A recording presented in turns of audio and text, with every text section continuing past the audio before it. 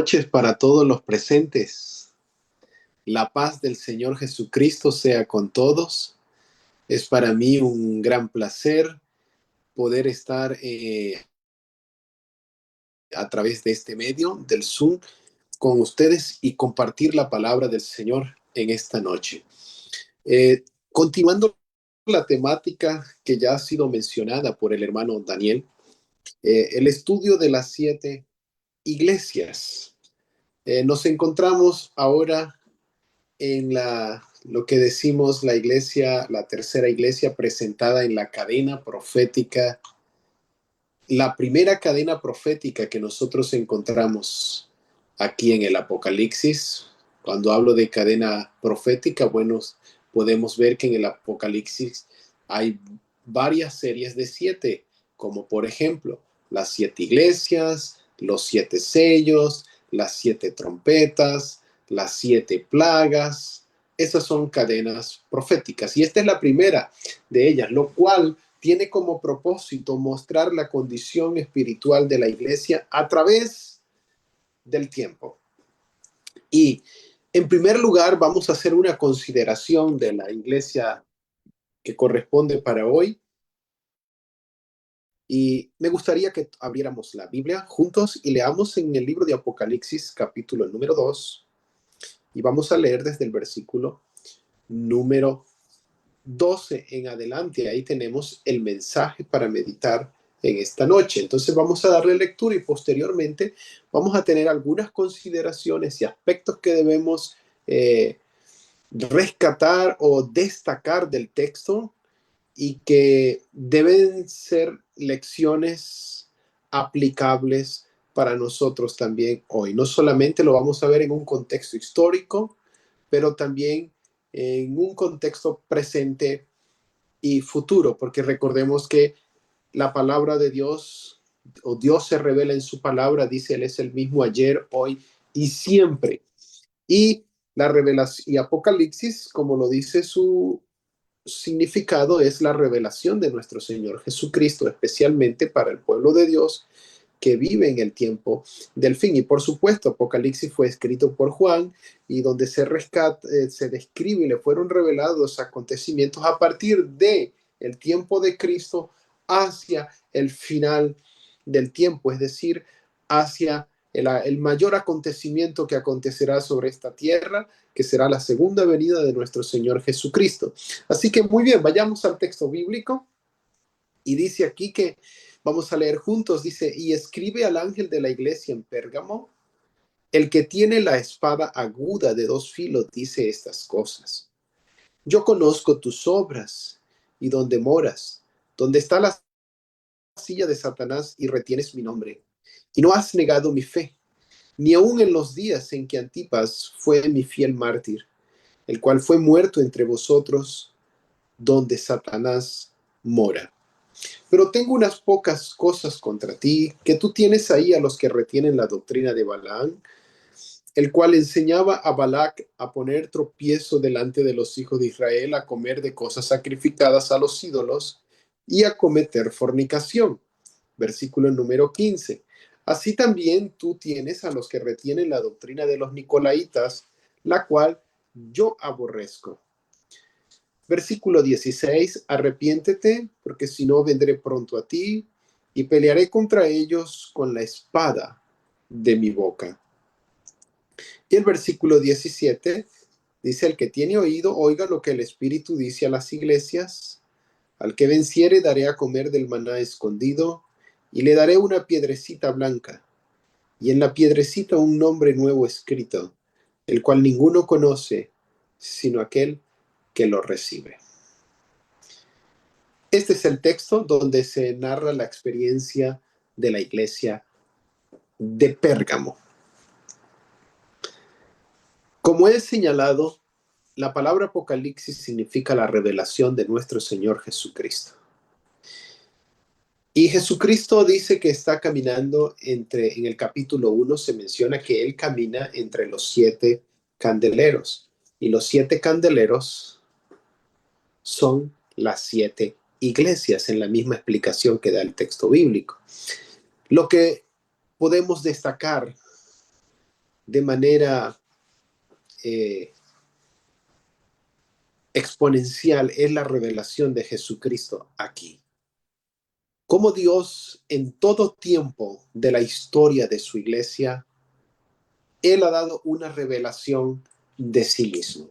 Y una revelación que no solamente queda en la parte histórica, en el pasado, sino que esa revelación de Dios por el hecho de Él ser el mismo, de tener una naturaleza que no cambia, que no muda, esa revelación que Él tuvo en el pasado con su iglesia, también lo puede tener hoy con nosotros como su iglesia espiritual y en el futuro nuestro. Así que en primer lugar destacamos aquí que Dios se revela a la iglesia, de acuerdo al versículo número 1. Dios se revela a la iglesia de Pérgamo como ese Dios que tiene una espada. Bueno, Él se identifica cuando dice y escribe al ángel de la iglesia en Pérgamo. Él se identifica aquí, dice, como el que tiene la espada aguda de dos filos. La espada es símbolo de defenderse, de protegerse. Y justamente eso es la revelación que podemos tener aquí de parte de nuestro Dios. Un Dios que quiere proteger y defender a su iglesia en una etapa y en una condición basado en el contexto histórico de la iglesia de Pérgamo, que fue uno de los más difíciles que pudo atravesar la iglesia de Dios. Porque fue en ese tiempo, para ubicarnos en el tiempo, vamos a darle el periodo de la iglesia de Pérgamo, se desarrolló desde el año 313 hasta el 538 después de Cristo. Pero durante ese periodo podemos ver cómo la iglesia fue afectada de tal manera que se hizo el cruce entre se hizo una conexión entre el paganismo que venía de Egipto, pasado a Babilonia, transliterado a los griegos, romanos, y ahora es conectado con la Roma papal naciente. Bien, entonces Dios se revela como ese Dios que tiene una espada, o sea, es un Dios que quiere defender a su iglesia, que quiere protegerla. En el versículo 13, Él dice, yo conozco tus obras, lo que quiere decir que Él se revela como un Dios omnisapiente, un Dios que todo lo sabe, un Dios que todo lo ve. Él dice, ¿y dónde moras? Lo que quiere decir que Él sabe específicamente dónde nosotros estamos viviendo, dónde estamos localizados, dónde estamos ubicados, y también sabe de las circunstancias que nos rodean. El versículo 14 también podemos, o en el mismo 13 podemos destacar cómo Dios también aquí sabe y quiénes son los fieles, los que le sirven a Él. También en el versículo 14 destacamos que Dios se revela como un Dios que no acepta, un Dios donde Él se muestra que hay cosas que le desagradan a Él, ¿ya? Un Dios que no se agrada con todas las cosas que los seres humanos hacen, sino un Dios que tiene desagrado hacia acciones pecaminosas, hacia la idolatría. Un Dios que no está dispuesto, dice el versículo 15, un Dios que aborrece la doctrina de los nicolaitas. En el versículo 16 podemos ver una manifestación mayor y una revelación mayor de Dios relacionada con su misericordia. Aquí se dirige un llamado de arrepentimiento. Y en el versículo 17, propiamente, ¿no? Para finalizar el 16, Jesucristo se presenta haciendo un llamado de misericordia. Porque luego, después de este acto, de este llamado de misericordia, viene el juicio retributivo con la espada de su boca, dice. Y el versículo 17, Dios se revela como un Dios que quiere darnos grandes cosas, un Dios que nos promete cosas, un Dios que quiere siempre Él ofrece el maná, lo que quiere decir que nos sustenta, que Él es nuestro sustentador. Un Dios que quiere cambiar nuestro nombre, lo que es un símbolo de que no, Él no quiere cambiar solo nuestro nombre, sino nuestro carácter, nuestra vida completamente. Quiere hacer de nosotros una nueva criatura. Así que esa es una revelación que podemos ver a grandes rasgos en todo el capítulo, el texto que hemos leído referente a la iglesia de Pérgamo. Teniendo esta revelación de parte de Dios presente, me gustaría entonces ahora que vayamos a un poco de detalles sobre algunos aspectos más del texto. Dice que se escribe el ángel a la iglesia en Pérgamo. Pérgamo representa, o la palabra Pérgamo quiere decir altura, elevación. Y literalmente, Pérgamo, que está ubicado en el Asia Menor, quedaba en un cerro alto y escarpado, ¿ya? Correspondiendo al significado que tiene, que significa elevación o altura. La iglesia, cuando hablamos de Pérgamo, Pérgamo era un centro de, podríamos así decirlo, él llegó a ser el centro universitario de Asia Occidental.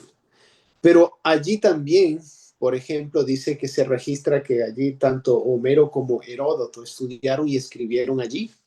Había en la ciudad una gran biblioteca que contenía más de 200,000 tomos y era sobrepasada tan solo por la Biblioteca de Fama Mundial de Alejandría. Tenemos allí también el templo allí era un centro, además de universitario, era un centro de idolatría.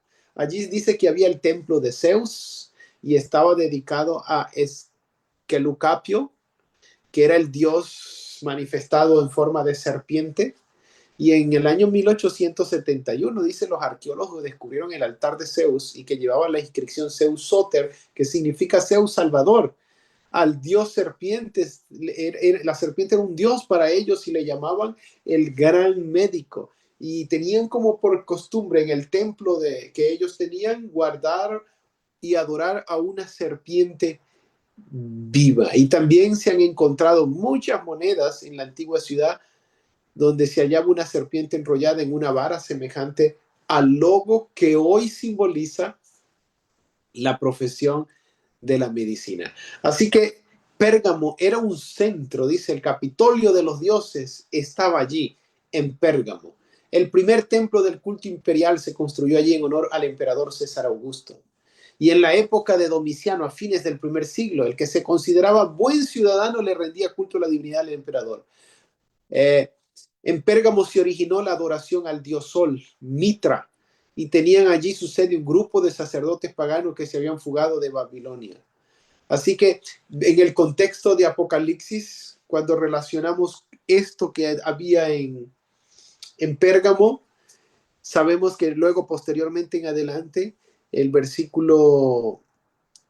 capítulo 12 de Apocalipsis habla de una batalla entre Miguel y la serpiente antigua, que era el diablo. Entonces, en otro sentido, podríamos decir que los habitantes de Pérgamo le rendían culto directamente a Satanás. Pero como mencioné anterior, Pérgamo es ese eslabón que une a la Babilonia antigua con la Roma pagana y Roma papal, porque allí estaba concentrada toda la idolatría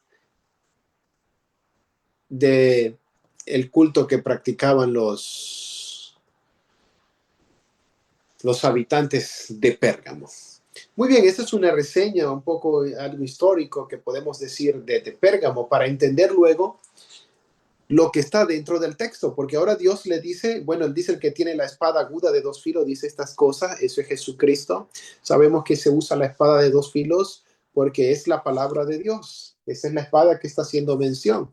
Es el Antiguo y el Nuevo Testamento, por eso tiene dos filos. Pero también se dice que al tener los dos filos, es la forma como cuando esa espada entra, es para cortar todo lo malo y también la podemos usar de manera externa para defendernos. Así que en resumen podríamos decir que Pérgamo representa a la iglesia cristiana durante el periodo del 313 al 538 después de Cristo, cuando el cristianismo fue legalizado por Constantino y comenzó una peligrosa unión con el poder estatal. Por eso ahora podemos entender la expresión que dice, yo conozco tus obras, haciendo énfasis en el versículo 13, y dónde moras, y dice, dónde está la silla de Satanás. Y retienes mi nombre, dice, y no has negado mi fe, ni aun en los días en que Antipas fue mi fiel mártir, el cual fue muerto entre vosotros, donde mora Satanás. Así que tenemos aquí que en este tiempo la inspiración divina dice que se identifica este tiempo como uno de compromiso doctrinal y corrupción espiritual, donde la verdad fue mezclada con tradiciones humanas.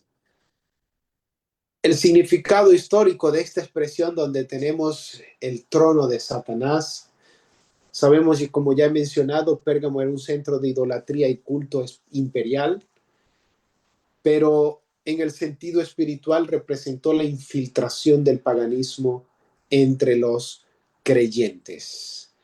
La inspiración divina dice que durante ese tiempo Satanás logró sentarse en el corazón mismo de la iglesia mediante la exaltación del domingo y la introducción de falsas doctrinas. Dice, ¿dónde está la silla de Satanás? ¿Qué quiere decir eso, hermano?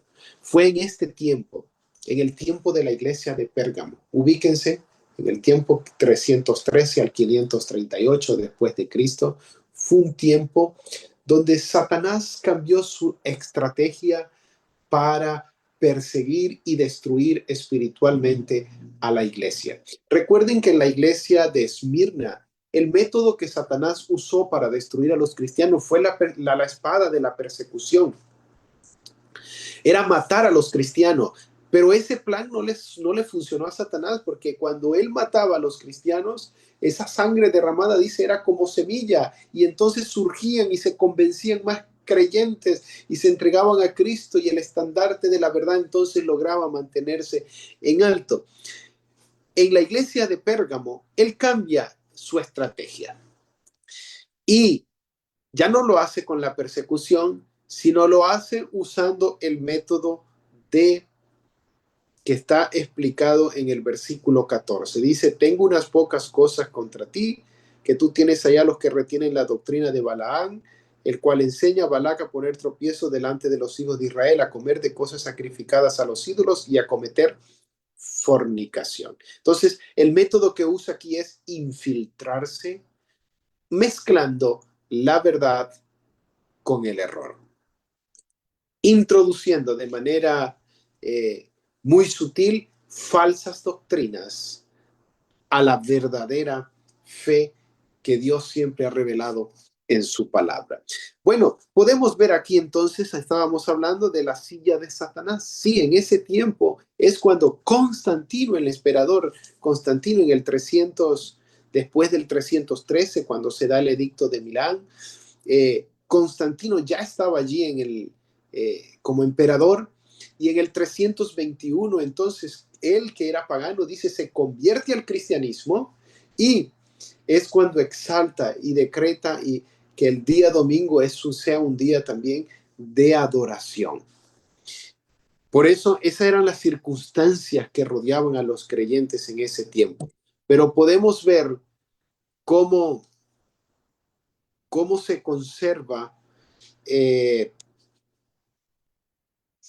la fe pura a través de un personaje que se menciona aquí con nombre Antipas, y se le dice, fue mi fiel mártir. Antipas, tenemos varias explicaciones sobre Antipas. Sin embargo, tenemos una que es tomada de la explicación que está en Daniel y Apocalipsis por Urias Smith. Representaba un movimiento de personas que se oponían a todo lo falso, al error, al engaño que se estaba proclamando y promoviendo durante ese tiempo. Y la resistencia entonces de este grupo de creyentes culminaba en muchos de ellos con morir como mártires. Dice, fue ni aun en los días en que Antipas fue mi fiel mártir. Dice, el cual fue muerto entre vosotros, donde Satanás mora. Ustedes pueden ver que en el versículo 13, esa expresión donde Satanás mora, donde está la silla de Satanás, se repite 2 veces allí, mis queridos hermanos. Lo que muestra la gran lucha espiritual que estaba teniendo la iglesia durante ese tiempo. Era una lucha directa con las tinieblas. El enemigo sentándose y tomando el dominio de la verdad y mezclándola, falseándola, la doctrina pura de la iglesia. Pero podemos ver allí que hay un grupo que está fiel a Dios, que es conocido con el nombre de Antipas. No es una persona en particular, sino un movimiento de personas que resistió y que permaneció fiel. Y Antipas representa entonces a los fieles que permanecieron durante ese tiempo. Dios siempre ha tenido un remanente fiel que no se ha contaminado con el error. Que el Señor nos ayude a nosotros a ser parte de ese remanente fiel, que podamos resistir el error, las tinieblas y brillar en medio de las tinieblas a través de nuestra fidelidad a Dios. Así que Dios siempre ha tenido un remanente fiel y esa es una lección que tenemos que aprender hoy nosotros de este texto. Fidelidad en medio de la apostasía, fidelidad en medio del engaño, del error, de las tinieblas, ser una luz, ser un testimonio para el mundo que nos rodea. Se habla luego aquí, dice, tengo unas pocas cosas contra ti, que tienes ahí a los que retienen la doctrina de Balaán. Ya hablé un poquito, ¿no? De cómo cuál fue la estrategia que Satanás usó durante ese tiempo para pervertir el mensaje verdadero. Y él usó el método de Balaán y Balac. Entonces, fíjense que aquí el Apocalipsis hace una referencia ahora histórica, yéndose bien al pasado, porque esta historia la encontramos nosotros en los días del pueblo de Israel cuando peregrinaban en el desierto. Y está en el libro de Números, capítulo 23, 24, 25. Allí se nos menciona cómo Balaán, quien era un mensajero de Dios, pero que fue atraído y seducido por el amor y la pasión que él tenía hacia el dinero, hacia las cosas terrenales.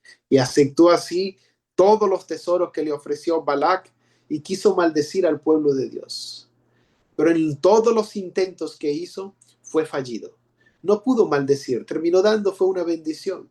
Entonces finalmente él optó por enseñarle a Balac cómo era que podían infiltrarse dentro del pueblo de Israel y traer el desagrado de Dios sobre su pueblo.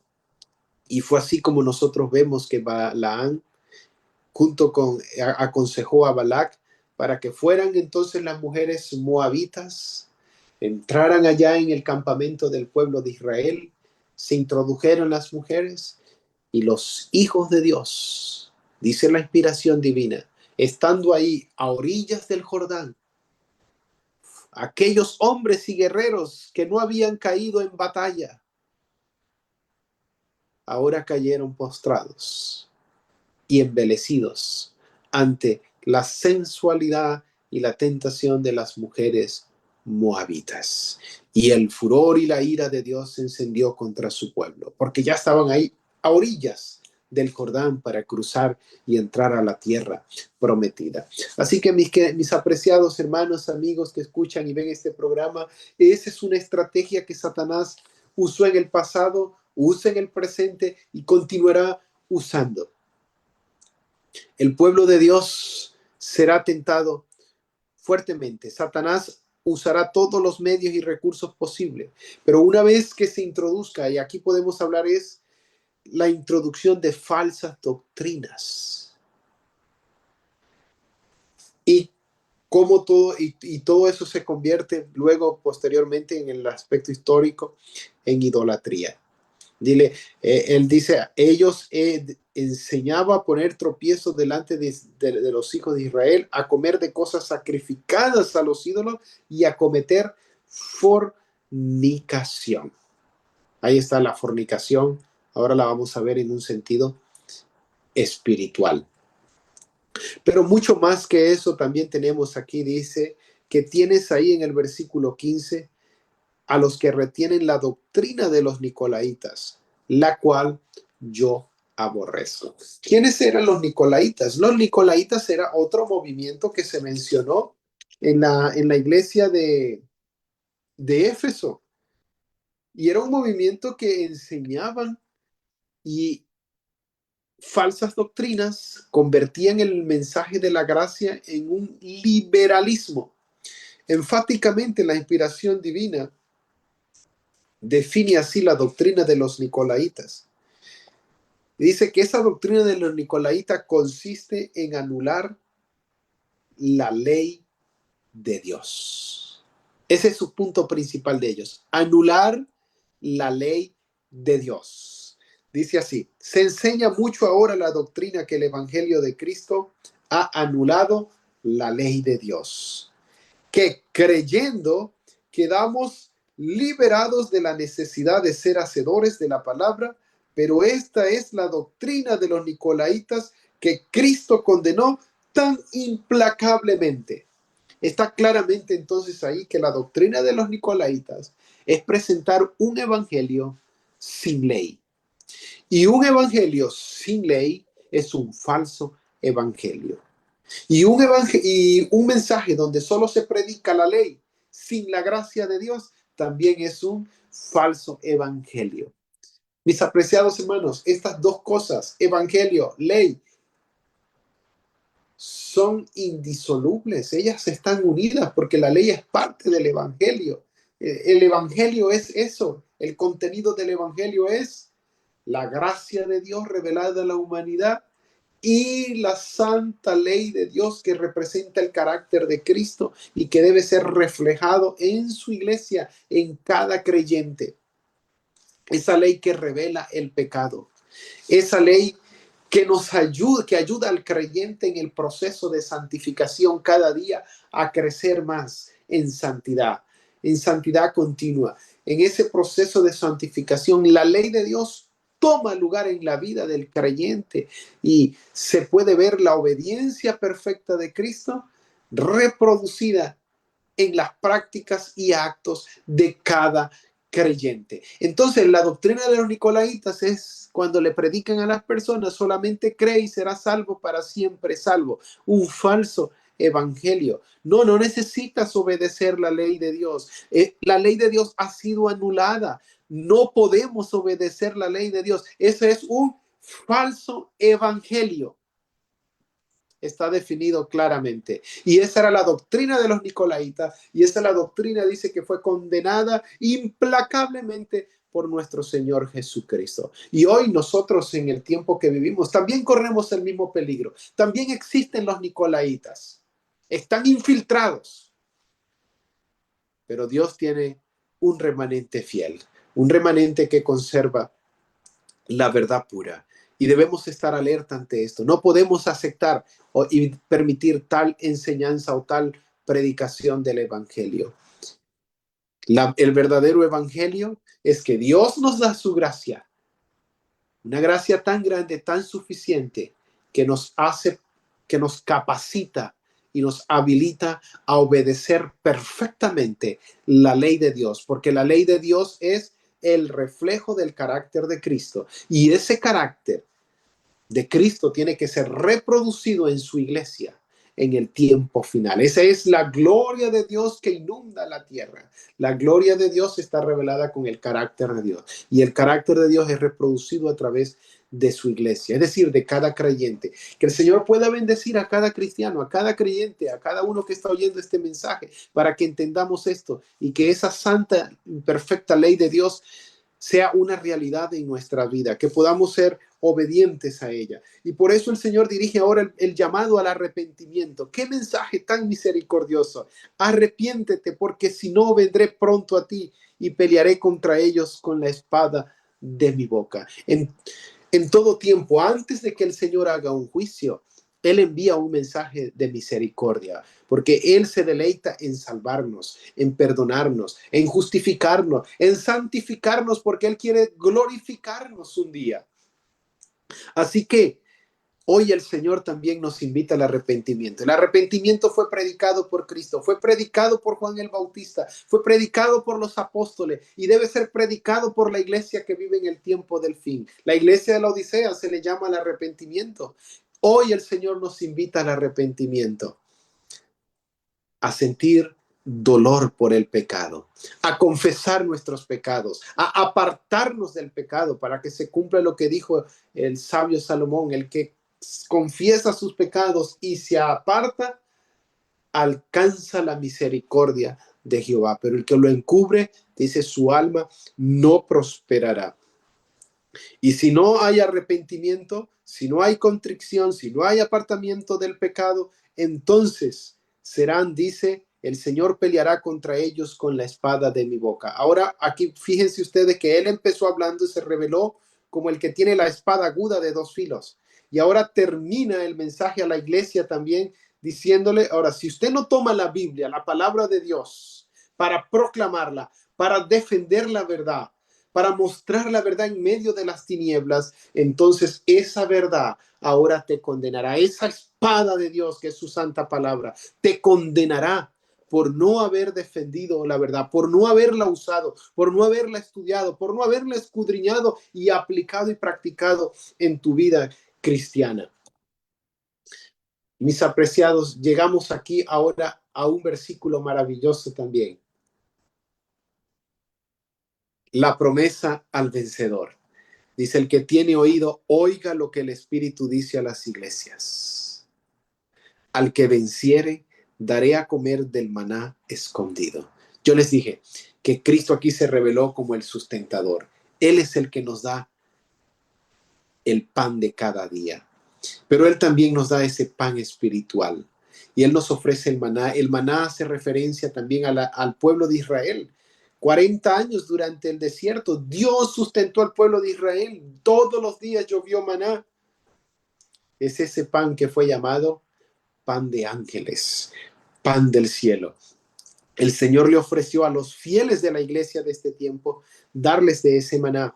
Pero eso también está prometido para todos los redimidos. El Señor va a compartir con nosotros ese maná, la inspiración divina. Dice en la visión que tuvo la hermana Guay cuando vio y contempló allá en el cielo.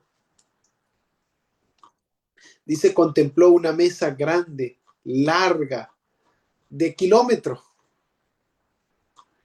Y allí dice que ella vio, voy a localizar el texto para compartírselo. Ella dice: vi una mesa de plata pura, de muchos kilómetros de longitud, y sin embargo nuestra vista la abarcaba toda. Y vi el fruto del árbol de la vida, el maná, almendras, higos, granadas, uvas y muchas otras especies de fruta. Y le rogué a Jesús que me permitiese comer del fruto, y respondió: todavía no. Quienes comen del fruto de este lugar ya no vuelven a la tierra. Pero si eres fiel, no tardarás en comer del fruto del árbol de la vida y beber del agua del manantial y también del maná que Dios le prometió a los fieles en el tiempo de la iglesia de Pérgamo. Pero eso es una promesa compartida para todos los creyentes y los fieles en todo tiempo de la iglesia. El Señor le prometió también dar una piedrecita blanca. De acuerdo al contexto histórico, en ese tiempo, en los juicios que se hacían, se usaban dos piedras, una negra y una blanca. La negra la colocaban o la dejaban caer cuando había señal de condenación. Cuando el juicio era condenatorio, se dejaba caer una piedra negra. Pero cuando era un juicio con declaración no condenatoria, condenación de absolución, de libertad, de perdón, entonces se dejaba o se mostraba la piedra blanca. Y por eso Cristo le da ahora aquí, dice aquí, le da una piedra blanca. Lo que quiere decir es que estos redimidos han salido victoriosos en el juicio de Dios, en el juicio investigador. Han sido declarados, y más que declarados, hechos santos conforme a la imagen y semejanza de Dios. La imagen de Dios restaurada en ellos. Y por eso tienen el derecho a tener una piedrecita blanca. Y en la piedra, dice, estaba escrito un nuevo nombre. Y ese nombre, dice la inspiración divina, el nuevo nombre representa el carácter renovado del redimido en armonía con el de Cristo, la fe por la cual vivo, en la matutina, de la fe por la cual vivo. Así es, mis apreciados hermanos, el Señor promete darnos un nombre nuevo. La promesa de tener un nombre nuevo también nos hace pensar en la experiencia que tuvo Jacob. Jacob, su nombre fue cambiado. Jacob, que significaba suplantador, engañador, por el nuevo nombre que recibió, el nombre de Israel, que quiere decir el que vence. Y el Señor hoy nos está llamando a vencer. En aquel momento dirigió este mensaje a los creyentes de ese tiempo para que fuesen animados con esta promesa de que vencieran, de que el Señor quería hacer de ellos una nueva criatura, de que Él les daría la victoria, de que Él les daría esa piedra blanca, es decir, que los perdonaría, los declararía inocentes, victoriosos en el juicio. Hoy, mis queridos hermanos y amigos, también el Señor nos está llamando y nos está invitando, nos está diciendo que Él quiere hacer de nosotros una nueva criatura. Dice aquí, yo hago nueva todas las cosas. Apocalipsis 22:5. Y Primera de Corintios o Segunda de Corintios 5:17, nosotros leemos que el que está en Cristo, nueva criatura es. Todas las cosas viejas quedan en el pasado. Y aquí todas son hechas nuevas. Segunda de Corintios 5:17. De modo que si alguno está en Cristo, nueva criatura es. Las cosas viejas pasaron, y aquí todas son hechas nuevas. Y Apocalipsis 22:5 dice, he aquí, yo hago todas las cosas nuevas. Cristo tiene el poder para hacer de nosotros una nueva criatura, para hacer de nosotros sus mensajeros, mensajeros fieles a la verdad, fieles al mensaje que Él nos ha entregado para ser proclamado en este tiempo final. Mis queridos, deseo que hayamos aprendido de la iglesia de Pérgamo sobre el valor moral y la valentía que tuvo el remanente en ese tiempo. Que hoy nosotros podamos también ser victoriosos, que aprendamos la fidelidad en la presión, que no nos dejemos llevar por el poder de la influencia. La presión externa nunca debe ser excusa para el abandono interno de nuestros valores. Todos influimos en otros. La verdadera grandeza está en usar esa influencia para edificar y no destruir. La aprobación divina no siempre se mide por el éxito visible, sino por la fidelidad silenciosa. Dios valora la resistencia, no el rendimiento al mal. Así que saber la verdad no basta. Hay que vivir con firmeza y discernimiento. Que el Señor los bendiga. Es mi gran deseo. Amén.